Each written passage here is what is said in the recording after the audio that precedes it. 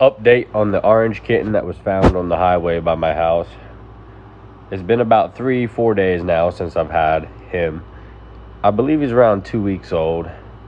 I've been giving him milk replacement, and I've been giving him some of this wet canned food because he really likes it. Seems to like it. But he also been drinking the milk replacement. I'm gonna keep him, and I'm thinking about naming him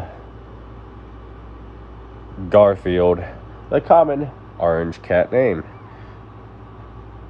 He's got a funky personality for sure. They say orange cats got funky personalities.